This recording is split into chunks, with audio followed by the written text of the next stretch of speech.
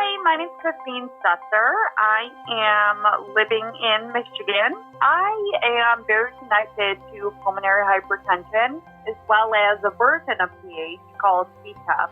So I was diagnosed with pulmonary hypertension about 3 years ago. I was 39 years old and my life took a drastic change and turn, and I've had to be nimble and try to be resilient and move forward with my life with PH. I'm very blessed to still be here today, thanks to some brilliant and amazing doctors. So my story is quite unique. I have always been quite athletic. I was working out about 6 days a week, and I was progressively becoming harder for me to work out. I was getting this severe burning throughout my chest and throat. Well, it was COVID, so I wasn't able to actually see a doctor. I talked to a pulmonologist. He said it's probably some onset asthma, gave me inhalers.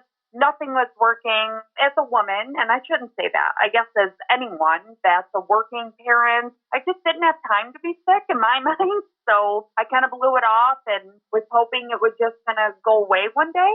I walked out my son's steps and I completely blacked out. In your mind, you think, wow, this is not normal. It was only about 18 steps.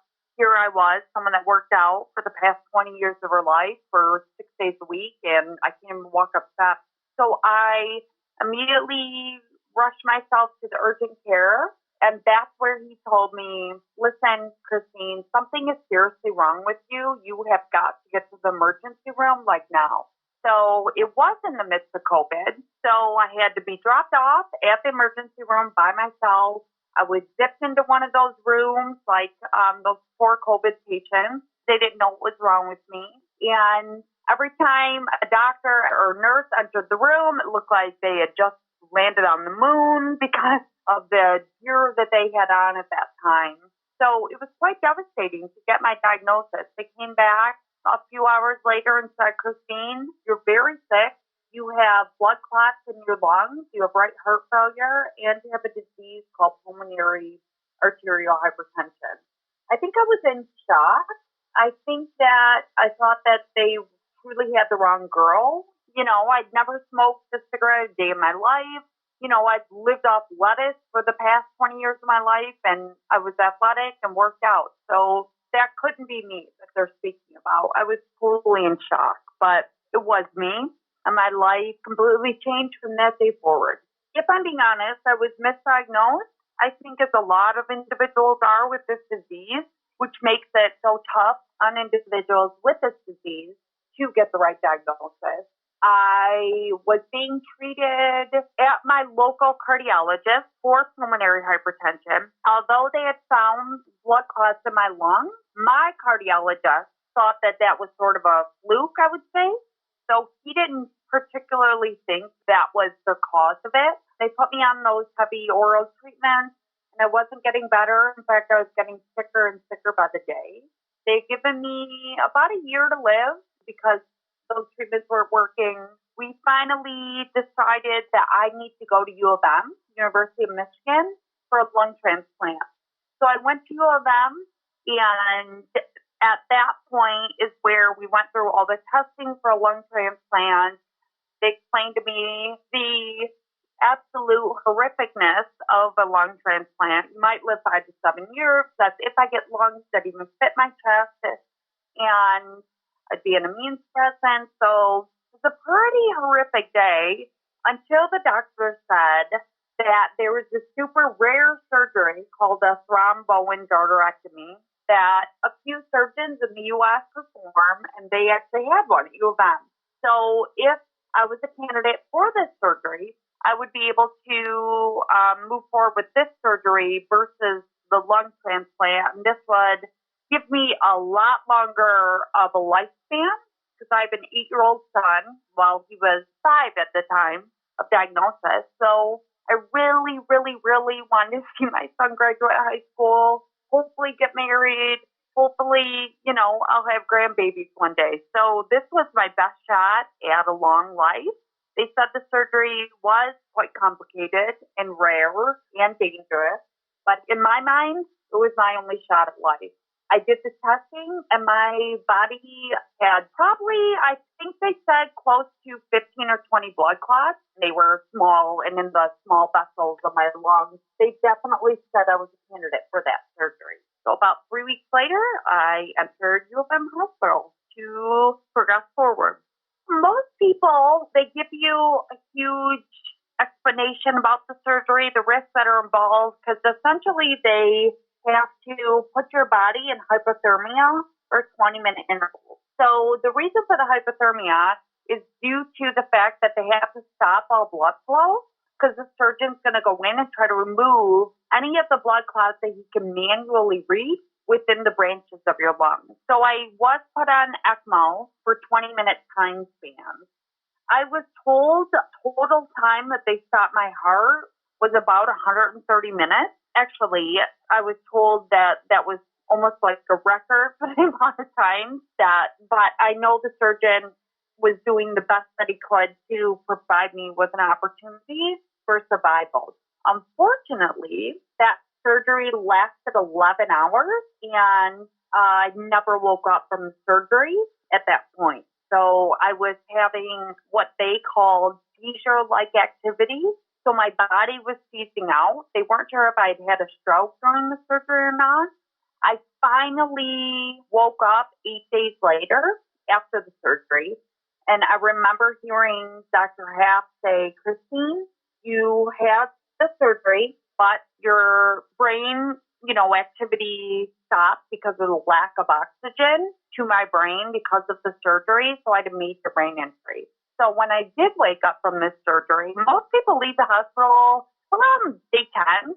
When I woke up 8 days later from that coma, I was intubated, had a feeding tube, and I was told I couldn't walk, talk, couldn't even lift my head. I couldn't even speak 2 words. And most of that was due to the brain injury. My mouth wasn't working. It wasn't as functioning with my brain activity. So I had to relearn everything. And that was in the midst of COVID. So I wasn't even allowed one visitor.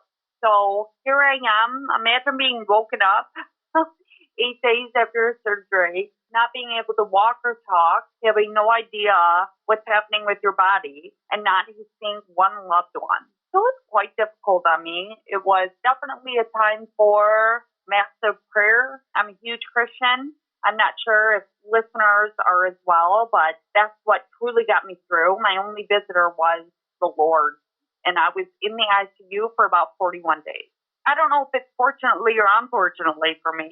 I was on really, really heavy, they called them tranquilizers. I mean, you figure my chest had just been cut open.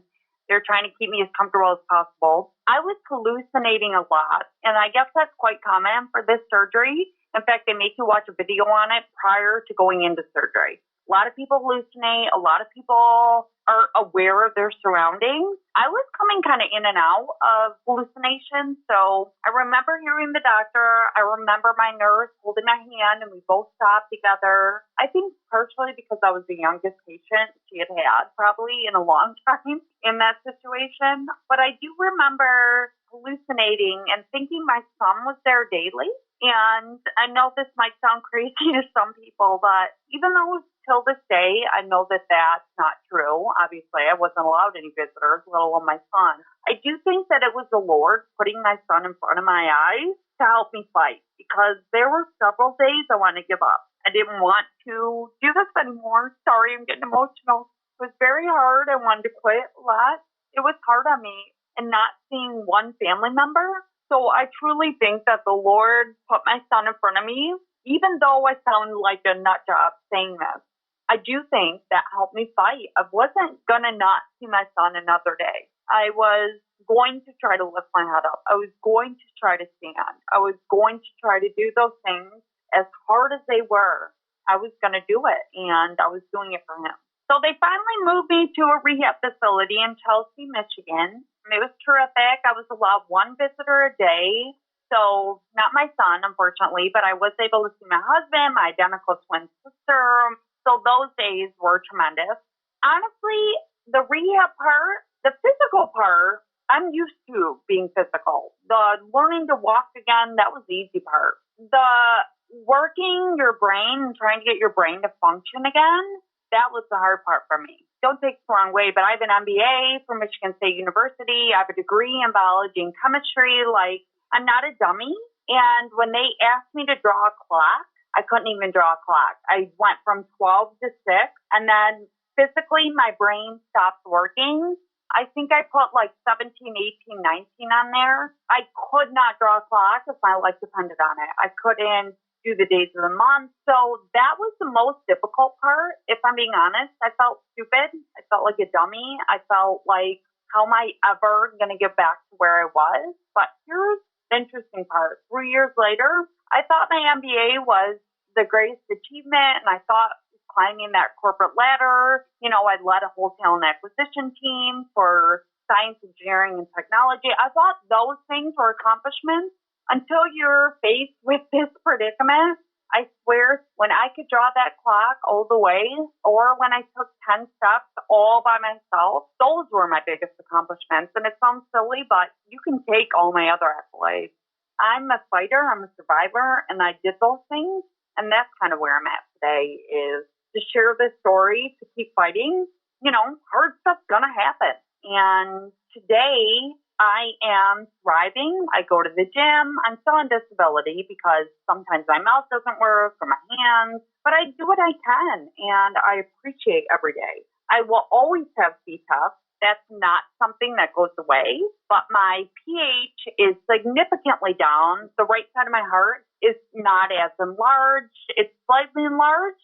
I should go on to say, in addition to that surgery, the thromboendarterectomy, because my pH was still quite severe after that surgery, I went on and had 8 more surgeries of the balloon pulmonary angioplasty, so where they went in through my groin 8 different times and tried to remove the blood clots that way.